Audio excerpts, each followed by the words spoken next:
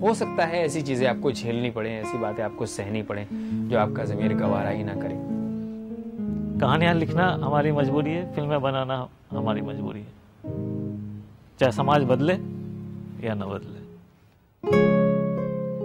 नहीं, ये गलत फहमी है कि लिटरेचर, थिएटर या फिल्म समाज को परिवर्तित करती हैं, ये मुगालते हैं। देखिए, सामाजिक स्तर पर तो मैंने डिस्क्रिमिनेशन फील किया है।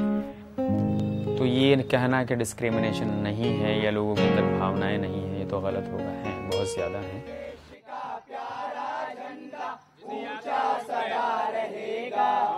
ऊंचा सदा रहेगा झंडा, ऊंचा सदा रहेगा। 15 अगस्त 1947 हमारा देश आजाद हुआ। इन 58 सालों में हम कहां से कहां पहुंचे, आइए देखते हैं इसकी एक झलक। लेकिन नॉन कमर्शियल ब्रेक के बाद मेरा मुल्क, मेरा देश, मेरा ये वतन, शांति का, उन्नति का, प्यार का चमन, इसके वास्ते निसार है मेरा मन, मेरा मन। क्यों जनता आज बड़ी खुश नजर, क्या बात है? खुश क्यों न हो, हमें आज आजादी जो मिली है। कैसी आजादी, किससे आजादी? अंग्रेजों से आजादी, अंग्रेजों की दास्तां से आजादी। क्या ये आजादी बरकरार रह पाएगी? हाँ भैया, जरूर बरकरार रहेगी। पर ये आजादी किस तंत्र पे आधारित होगी? लोकतंत्र पे आधारित होगी ये आजादी। ये लोकतंत्र क्या होता है? लोकतंत्र यानी जनता का, जनता के लिए, जनता द्वारा शासन। क्या नौकरी वोकरी भी मिलेगी? हाँ भैया, जरूर मिलेगी। क्या गरीबों को रोटी मिलेगी? हाँ भैया, जरूर मिलेगा। क्या शिक्षा का प्रसार गाँव-गाँव तक पहुँचेगा? हाँ भैया, जरूर पहुँचेगा। क्या औरतों को अपना मत मिलेगा? हाँ हाँ, जरूर मिलेगा। हमें तो यकीन नहीं होता। आपको यकीन नहीं होता तो चलो चलकर देखते हैं।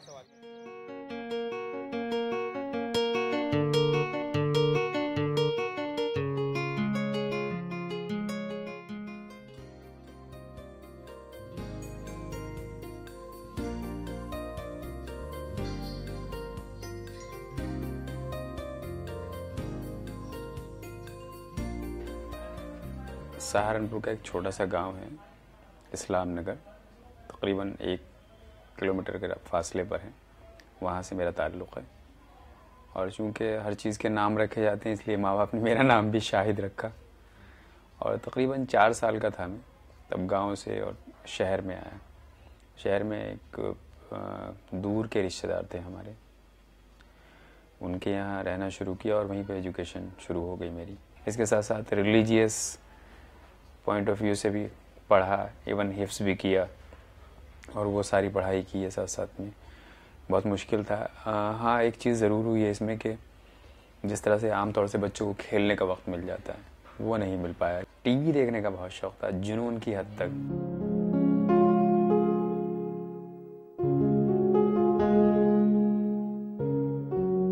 मेरा नाम मोहम्मद मुतइम कमाली है। मैं मुतइम पे जोर इसलिए दे रहा हूँ कि बहुत ही मुश्किल वर्ड है और लोगों के समझ में नहीं आता। इसके माने हैं खाना खिलाने वाला। मैं हिंदुस्तान के सबसे पसमानदा रियासत बिहार के सबसे गए गुजरे डिस्ट्रिक्ट कटिहार का रहने वाला हूँ।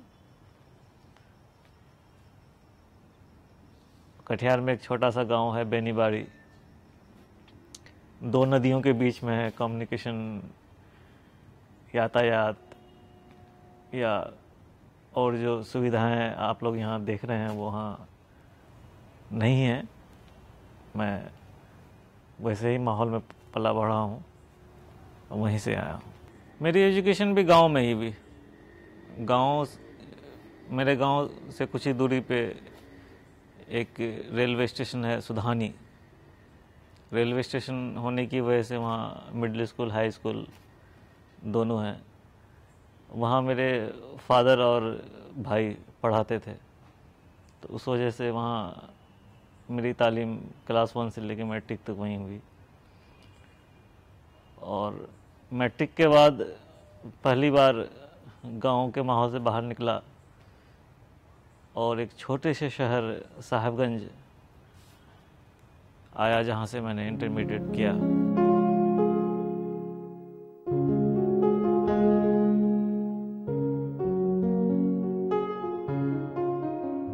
बचपन से ही जब फिल्में देखता था तो मेरा फिल्म देखने का अंदाज कुछ अलग होता था। मैं कहानी पे गौर करता था, सिंबलिज्म पे गौर करता था कि अगर कटी हुई पतंग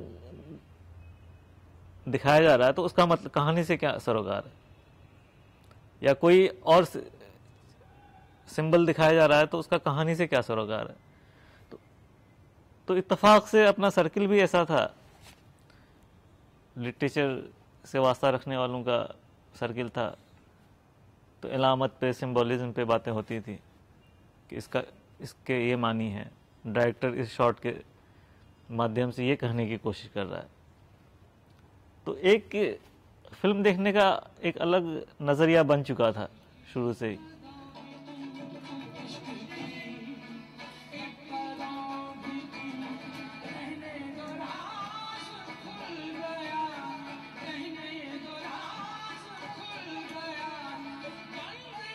पहले मज़ा आता था, मतलब ठीक है, एक स्टोरीज में इन्वॉल्व हो गए पूरी तरह से, इतने इन्वॉल्व हो जाते थे कि अगर कहीं इतना सैड कोई सीन है तो उसमें रोना तक आ जाता था। अब नहीं होता। अब वो फिल्म मेकिंग क्या है, किस तरह से बनती है, पूरा प्रोसेस में आगे क्या, अब क्या होता है कि अब वो इन्जॉय कहीं ना कहीं ख़त्म हो गया। अब ये जहन में रहता है, अच्छा ये शॉट है तो कैमरा कैसे चला होगा, इसमें क्या आइडिया रहा होगा। मज़ेदार किस्सा है कि मदरसे में पढ़ते थे, मदरसे में पढ़ना, टोपी ओढ़ के रखना, कुर्ते पजामा पहनना, वो सारी लिमिटेशंस होती हैं। मौलवी साहब जो पढ़ाते हैं वो क्या करते थे कि बच्चों से खाना मंगवाते थे। जैसे ये होता है कि जो मस्जिद में मौलाना होते हैं उनका खाना होता है बाकायदा कि आज साहब 8 दिन इनके यहाँ से मिलेगा, 8 दिन इनके यहाँ से मिलेगा और 2 दिन इनके, ऐसे होता है। तो वो बच्चों को लेने भेजते हैं। अब एक ही फिल्म आती थी हफ्ते में इतवार को, और उसी दिन शाम में पढ़ने आना होता है। अब क्या करें साहब, फिल्म तो देखनी है, तो इतवार का दिन ख़ास तौर से अपने लिए दिन बचा के रखते थे कि हाँ इस दिन हम खाना लेने जाएंगे। और ये समझिए कि 5-6 बजे फिल्म आती थी, उस वक्त टिफ़िन लेके निकले और रात को 9 बजे टिफ़िन